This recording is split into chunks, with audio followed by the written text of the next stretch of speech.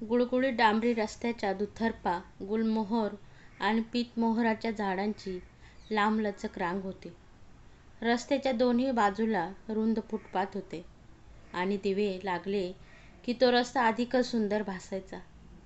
गेली कितीक वर्ष याच वाटेवरून तिची ये जा असते.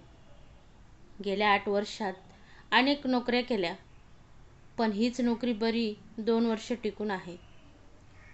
त्या आधीच्या नोकऱ्या 8-10 महिने, फार तर वर्षभर केल्या. कधी तिने राजीनामा दिला, कधी नोकरीने बाय बाय केलं. या गुलमोहराच्या झाडाखालून जाताना तिला हमखास वसंत आठवतो. वसंत तिच्या आयुष्यात आला आणि जणू वसंतोत्सव सुरू झाला. दिवस सुगंधी आणि रात्री रेशमाच्या झाल्या. तुला माहीत आहे, मला वसंत फार आवडतो, मी स्वप्नाळूपणे म्हणाले. खरंच? खट्याळपणे तिच्याकडे बघत त्याने म्हटलं आणि ती लाजून लाल झाली. मी वसंत ऋतूबद्दल बोलते. मी पण तेच म्हणतोय. पुन्हा तेच खट्याळ हसणं आणि त्याच्या गालाला पडणाऱ्या खळ्यांमध्ये ती हरवून जाते.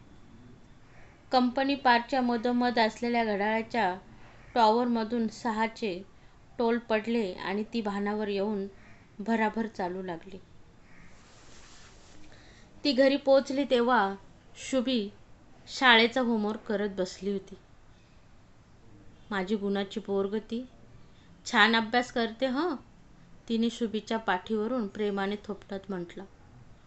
हातातली पर्स कपाटात ठेवून हातपाय धुवून ती स्वयंपाकघरात गेली. चहा पिण्याची प्रबळ इच्छा होती, पण ज्याच्यामुळे चहाची सवय लागली होती तो आता कुठे होता कुणास ठाऊक. अरेच्चा, थर्मासमध्ये चहा आणि हॉटपॉटमध्ये खाण्यासाठी काहीतरी तयार दिसतंय, तिने हसून कौतुकाने म्हटलं. तेवढ्यात शुभी उठून आली आणि तिच्या गळ्यात पडली. हा लाड कशासाठी आहे हे सुमा जाणून होती. काही न बोलता तिने शुभीचा मुका घेतला. चहाचा ट्रे घेऊन ती ड्रॉइंग रूममध्ये आली. चहा घेता घेता ती लक्षपूर्वक शुभीकडे बघत होती. शुभी काय किती किती बोलत होती, पण चहा संपता संपता ती मुद्द्यावर येईल याची सुमाला खात्री होती. मम्मा, प्लीज मला जाऊ दे ना शाळेच्या ट्रिप बरोबर. उद्या पैसे भरण्याचा शेवटचा दिवस आहे. प्लीज मम्मा. नंतर वाटलं तर कुठेही पाठवू नकोस. मम्मा प्लीज. अगं शालू, विजू, जया, निमा सगळ्या जातायत ग. शुभी बोलता बोलता रडवेली झाली होती. थोडी वैतागून सुमा म्हणाली, तुला मी आधीच सांगितलं होतं, पाणी असलेल्या ठिकाणी मी तुला पाठवणार नाही म्हणून. सिट मम्मा. अगं मी काय कुकुळ बाळ आहे का? उगीचच पाण्यात जाऊन बसेन का मी? मला सुद्धा कळलं ना. अगं एक तर स्वतः मला कुठे नेत नाही आणि आता सगळ्या मैत्रिणी शाळेतून जातायत तर तिथेही पाठवत नाहीस. शुभी रडायला लागली. तिला पोटाशी घेऊन आपणही मोठ्यांदा रडावं असं सुमाला वाटलं. गेली कितीक वर्षे तीच तर एकटीने सगळं निभावते आहे. शुभीच्या बाबतीत ती फार हळवी आहे. तिला शुभीची फार काळजी वाटते. नोकरीमुळे ती तशीच दिवसभर शुभीपासून दूर असते. त्यामुळे घरी परतल्यावर शुभीपासून दूर राहणं तिला सहन होत नाही. शुभीचे अश्रू तिला बघवत नाहीत. तिने प्रेमाने शुभीला जवळ घेतलं. कळतंय तिला की किती दिवस ती शुभीला असं आपल्या जवळ ठेवू शकेल. शुभीने स्ट्रॉंग व्हावं, आपल्या पायावर उभं राहावं असं तिला वाटतंय. थोडी मोठी झाल्यावर तिला एखाद्या कोर्ससाठी बाहेर पाठवावं लागेल. अशा वेळी ती शुभीला अडवून धरेल आणि शुभीच्या आयुष्यात कोणी वसंत आला तर? छे छे नकोच. शुभीला मुक्त आकाशात उंच भरारी घ्यायची आहे. इतकं ओव्हर प्रोटेक्टिव्ह राहून चालणार नाही. उद्या तुझ्या क्लास टीचरला माझ्याशी बोलायला सांग, तिने प्रेमाने शुभीच्या गालावर ओठ टेकवत म्हटलं. शुभी खुदकन हसली. सकाळी शुभीला उठवावं लागत नाही. स्वतःच उठली. आवरून सरळ आईजवळ स्वयंपाकघरात आली. गळ्यात हात घातले, गालाचा मुका घेतला. पुन्हा तेच खुदकन हसणं. आईने दिलेले पैसे व्यवस्थित कंपॉस बॉक्समध्ये ठेवले आणि टाटा करून शुभी घराबाहेर पडली. शुभीची सणसणीत उंची आणि गालावरच्या खळ्या हुबेहूब वसंतची कार्बन कॉपीच जणू. आधी किती दिवस लग्न होते की नाही ही काळजी. त्यानंतर 2 वर्षांनी तिला दिवस गेले. वसंतला मूल नको होतं, पण सुमा आपल्याच आनंदात दंग होती. वसंतच्या छातीवर डोकं टेकवत ती म्हणाली होती, मला मुलगाच हवाय तुझ्यासारखा. आणि मुलगी झाली तर? नाही, मुलगाच होईल. लोक म्हणतात पहिली बेटी धनाची पेटी. आणि तू मुलगा हवा म्हणतेस? हो, मला पहिला मुलगाच हवा. पहिला म्हणजे अजून यानंतर एक मुलगी हवी आहे? महागाई इतकी आहे आणि वसंतीची ठराविक बडबड सुरू झाली. कमालच करतोस. अरे आयतं घर तुला राहायला मिळालंय. घरात सगळ्या वस्तू, सगळं सामान आहे. आता तुला काय मुलं पोसायची हे ऐपत नाही का? तुला मुलंच आवडत नाहीत का? महागाईत काय लोक मुलं जन्माला घालत नाहीत का? तिला संताप यायचा. वसंतचं गप्प बसणं असह्य व्हायचं. वसंतला तिने प्रथमच बघितलं ते शाळेच्या कॅन्टीनमध्ये. शाळेच्या कॅम्पसमध्ये ते कॅन्टीन होतं. उंच, रुबाबदार बांधा, गव्हाळ कांती, मोठे मोठे डोळे. पॅन्टच्या खिशात हात घालून तो बेदकारपणे इकडे तिकडे बघत उभा होता. कॅन्टीनच्या एका कोपऱ्यात उभी राहून ती अगदी अनिमिष नेत्रांनी त्याच्याकडे बघत होती. कोवळं वय, कुणाचंही आकर्षण वाटावं असं अडनिड वय. चुंबकाकडे आकर्षित व्हावं तशी ती त्याच्याकडे ओढली गेली होती. रमा कधीची तिच्याजवळ येऊन उभी होती, पण सुमाचं तिच्याकडे लक्षच नव्हतं. रमाने तिला जोरदार चिमटा काढला तेव्हा ती दचकून ओरडली. तिच्या ओरडण्यामुळे वसंताने मान वळून तिच्याकडे बघितलं. दृष्टीभेद झाली आणि तो हसला. त्याच्या गालावरच्या खळ्यांमध्ये ती अशी हरवली की तिला स्वतःचा शोध लागेना. दुसऱ्या दिवशी तिच्याही नकळत पुन्हा त्याच कॅन्टीनकडे वळली. वसंत आजही तिथे होता, पण कालच्यासारखा नाही, तर तिची वाट बघत असल्यासारखा. त्यानंतर भेटी ठरवून होऊ लागल्या. हॉस्टेलमधून फक्त शनिवारी बाहेर पडायला परवानगी होती, तेव्हा ती दोघं भेटायची. हॉस्टेलची वॉर्डन तरुणच होती. फारशी बंधन लादत नव्हती. सुमा शनिवारची आतुरतेने वाट बघायची. खूप नटायची, छान दिसायचा प्रयत्न करायची. हातात हात घालून दोघं याच रस्त्यावरून लांबपर्यंत फिरायला जायची. ते गुलमोहर तिच्या प्रेमाचं साक्षीदार होतं. वसंतच्या बाहूपाशात ती सगळं जग विसरायची. त्याच्या आधारावर ती कुठल्याही संकटाशी भिडायला तयार होती. शाळेचे दिवस आता संपत आले होते. पुन्हा अलवरला राजस्थानात परत जावं लागणार होतं. सुमाचे आईवडील बरेच आधी अपघातात दगावले होते. तिची सगळी जबाबदारी मोठी बहीण हेमाताई व मेहुणे रतन भाऊजींवर होती. वसंत काहीतरी केलं पाहिजे.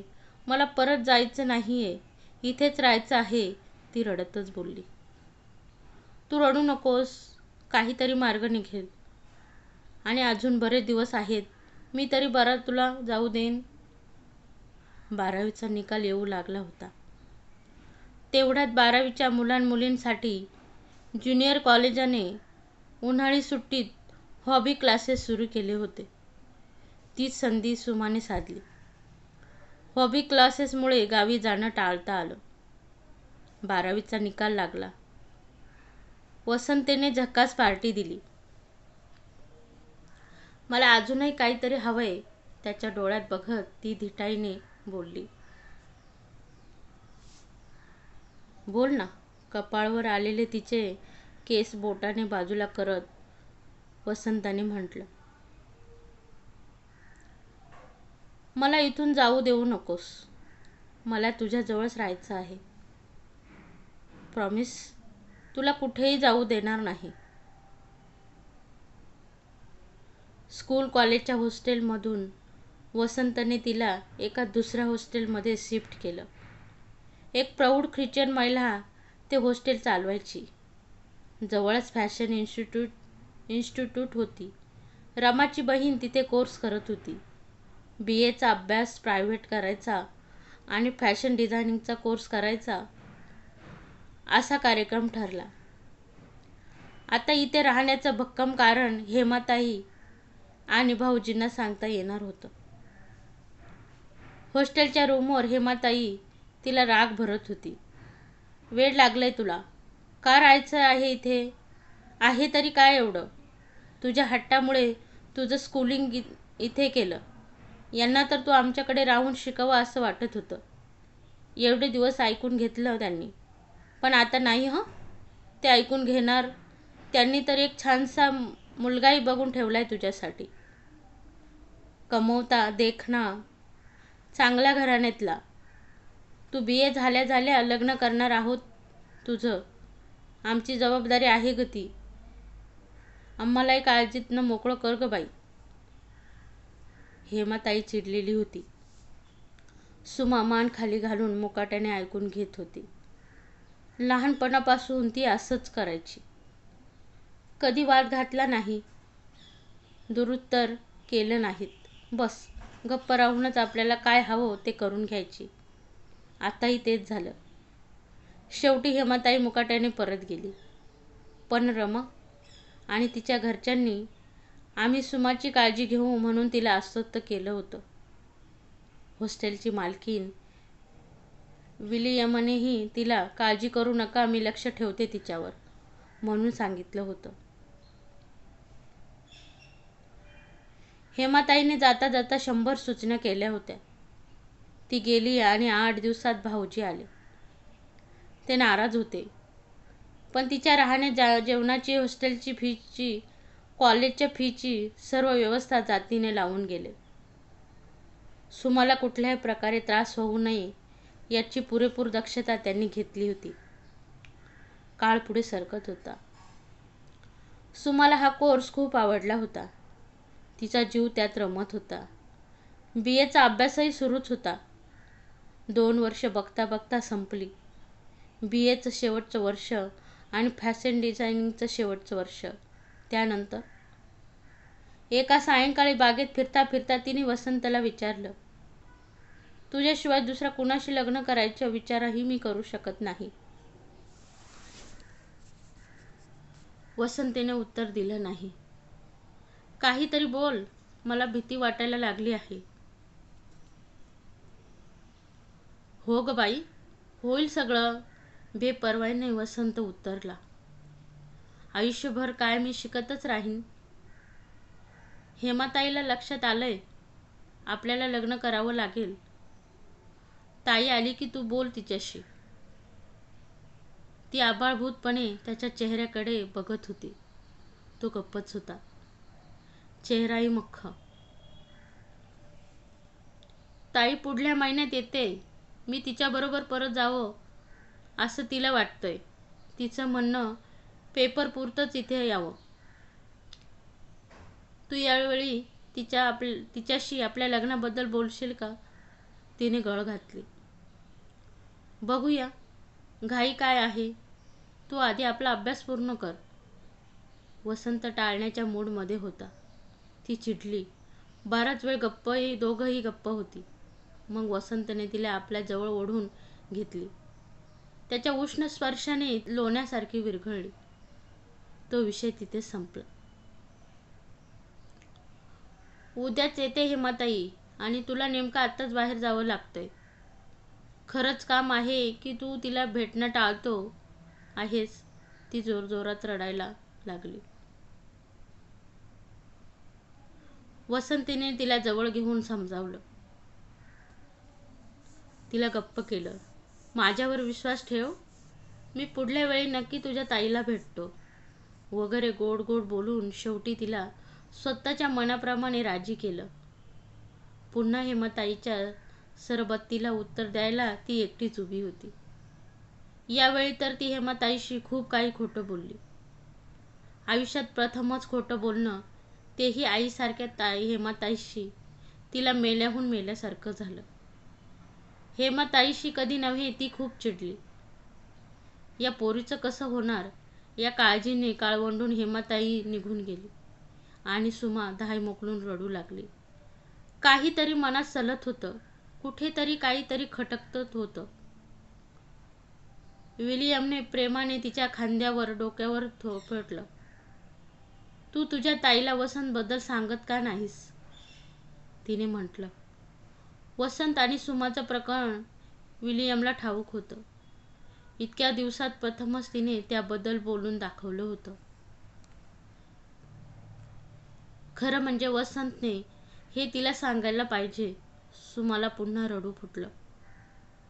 तो तुझ्या बहिणीला भेटत का नाही? का टाळतोय? हे बघ, हा तुझ्या आयुष्याचा प्रश्न आहे. तू त्याला अगदी स्पष्ट विचार. विलियम याहून आधी काय बोलली नाही, पण प्रश्नाच्या गुंत्यात सुमाला मात्र अडकवून गेली. 8 दिवसांसाठी बाहेर जायचंय म्हणून सांगून गेलेला वसंत दुसऱ्या दिवशी परत आला. वसंतला बघून ती आनंदली, पण प्रथमच तिला त्याचं वागणं खूपच खटकलं. इतक्या लवकर परत आलाय तर 1 दिवस नंतरही जाऊ शकला असतास ना. निदान ताईला भेटता आलं असतं. पण वसंतने जणू तिच्यावर जादू केली होती. ती त्याला काही म्हणू शकली नाही. फायनल परीक्षाही येऊन ठेपली. अभ्यासाचा ताण आणि काळजी होतीच, पण त्यापेक्षाही अधिक काळजी होती ती वसंतच्या बेपर्वाईची. लग्नाच्या बाबतीत तो काहीच बोलायला तयार नव्हता. सुमाला मात्र खात्री होती, इथून ती घरी गेली की तिचं लग्न होईल हे नक्की. तिला वाटे वसंतनेच होऊन लग्नाचा विषय काढावा आणि तिने जसं स्वतःविषयी सगळं सांगितलं आहे तसं त्यानेही मोकळेपणाने तिला सांगावं. पण तसं होत नव्हतं. एकदा गुलमोहराच्या झाडाखाली तिने वसंतला म्हटलं होतं, आता लवकरच मी इथून परत जाईन. तुला माझी आठवणही येणार नाही. काय एकसारखं जाण्याचंच रडगाणं गात असतेस. म्हटलं ना काहीतरी करतो म्हणून. वसंत तिरसटला. तू काहीही करणार नाहीयेस आणि आता तर मीही काही करणार नाहीये. ती हसली. राहीन मी, फक्त तू लग्नाला हो म्हण. माझ्या आईवडिलांची जी प्रॉपर्टी आहे ती आम्हा दोघी बहिणींचीच आहे. लग्नानंतर माझा वाटा मला मिळेल. आपण त्यातून घर घेऊ. तुझ्या धंद्यालाही भांडवल होईल. वसंत मुकाटपणे सगळं ऐकत होता. शेवटी त्याने लग्नाला होकार दिला. विचारांच्या नादात ती ऑफिसला कधी पोहोचली तेही तिला कळलं नाही. नेहमीच आहे हे. मनात नसतानाही ती भूतकाळात भरकटत जाते. ऑफिसात पाय ठेवल्या ठेवल्या तिथला शिपाई धावतच तिच्याकडे आला. मॅडम, आज सकाळपासून खूप लोकांची धुलाई केली आहे सरांनी. तुमचीच वाट बघतायत ते. तिने पर्स आपल्या टेबलाच्या खणात टाकली आणि ती मेजर आनंदाच्या केबिनकडे वळली. May I come in sir? Yes please. Sir तुम्ही बोलवलंत. बसा, मेजर आनंद म्हणाले. दिवाण असोसिएशनच्या पेमेंटचा चेक त्यांना मिळाला नाहीये, ही पहिली गोष्ट. आणि दुसरं म्हणजे स्टोअरमधल्या डाळींचा स्टॉक जवळजवळ संपला आहे. सॉरी सर, असं व्हायला नको होतं, पण आज मी जातीने लक्ष देऊन सगळं व्यवस्थित करून घेते, ती हळू आवाजात म्हणाली. ठीक आहे, संस्थेचं काम व्यवस्थित व्हायलाच हवं यासाठी सांगितलं. बरं, मी बोललो होतो त्यावर काही विचार केलात का? मेजर तिच्याकडे बघत बोलले. तिला उत्तर सुधरेना. मी विचार करून सांगते सर. एवढे बोलून ती आपल्या टेबलाशी आली आणि कामाला लागली. फायलीचं काम पूर्ण करून स्टोअरमध्ये गेल्यावर लक्षात आलं की डाळींखेरीज इतरही अनेक गोष्टी संपल्या आहेत. मन लावून ती काम आटोपत होती. लंच टाईम आला आणि आपण डब्बा आणलेला नाही हे तिला आठवलं. संस्थेच्या केबिनमध्ये चहा आणि ब्रेड रोल ऑर्डर करून ती टेबलाशी येऊन बसली. मेजर आनंदही बरेचदा कॅन्टीनमध्येच लंच घ्यायला यायचे. जवळ त्यांची इन्स्टिट्यूट होती. तिथे मुलामुलींना लवकरात लवकर स्वतःच्या पायावर उभं राहून आयुष्य जगता येईल असे कोर्सेस शिकवले जात होते. गरीब विद्यार्थ्यांना निःशुल्क शिक्षण दिलं जायचं. पैसे देऊन शिकणाऱ्यांना आपण दिलेल्या पैशाचं सार्थक झालंय असं वाटायचं. संस्थेचा पैसा सत्कार्यातच खर्च होईल याकडे मेजर जातीने लक्ष द्यायचे. संस्थेला सरकारी मान्यता होती. त्याखेरीज शेतकरी, कुटीर उद्योग करणारे कारागीर या लोकांचा माल वाजवी किमतीमध्ये ग्राहकांपर्यंत पोहोचवण्यासाठी ते जागोजागी ट्रेड फेअर भरवत असत. स्वच्छ चारित्र्य आणि त्यांचा पारदर्शक आर्थिक कारभार यामुळे समाजातही त्यांना मान होता. त्यांची बायको व 2 मुलं एका कार अपघातात दगावली. त्यानंतर त्यांनी लष्कराची नोकरी सोडली व आपली कोट्यावधी रुपयांची पिढीजात प्रॉपर्टी विकून ही संस्था व इतर सामाजिक उपक्रम सुरू केले असं सुमा ऐकून होती. इथली नोकरी सुरू केली तेव्हा आपण इथे किती काळ टिकून राहू याबद्दल सुमा साशंक होती. कारण लष्करातली माणसं फार कडक शिस्तीची असतात हे ती ऐकून होती. मेजर आनंद होतेही तसेच. पण हळूहळू तिला इथलं काम, इथली शिस्त सगळं आवडायला लागलं. अंगवळणीही पडलं. सगळ्यात महत्त्वाचं म्हणजे आपण इथे जे काम करतो त्यातून अनेक गरजू लोकांना मदत होते, अनेक होतकरू मुलांचा भविष्यकाळ घडतो आणि कितीतरी स्त्रिया स्वावलंबी होतात ही गोष्ट फारच समाधान देणारी होती. तिला आठवलं, सकाळी तिला मेजर आनंदाने जवळच भरणाऱ्या ट्रेफेअरमध्ये चालण्याबद्दल विचारलं होतं आणि तिने विचार करून सांगते म्हणून त्यांना म्हटलं होतं. यापूर्वीही ती जवळपासच्या ट्रेड फेअरमध्ये टीमसोबत गेली होती, पण सकाळी जाऊन सायंकाळी परत आली होती. पण यावेळी 2-3 दिवस तिथेच थांबावं लागणार होतं. अशा वेळी नेहमीचं तिचं उत्तर नकारार्थी असायचं. पण यावेळी मात्र तिलाच थोडा बदल हवा असेल किंवा रुटीनमधून ब्रेक हवासा वाटला म्हणून तिने जाण्याचा निर्णय घेतला. दुपारची कॉफी घेतली आणि ती सरळ मेजर आनंदच्या केबिनमध्ये गेली. सर, कधी निघावं लागेल? मेजरने हसून तिच्याकडे बघितलं आणि म्हटलं, या संपूर्ण महिन्यात जेव्हा तुम्हाला सोयीचं असेल त्याप्रमाणे जाता येईल. ती परत आपल्या टेबलपाशी आली. कामाला लागली. काम संपवून घरी जाताना ट्रेड फेअरचाच विचार मनात होता. चहा वगैरे घेतल्यावर तिने कपाट उघडलं. इतक्या वर्षात हौशीने आवडीने काही घालणं तिने बंदच केलं होतं.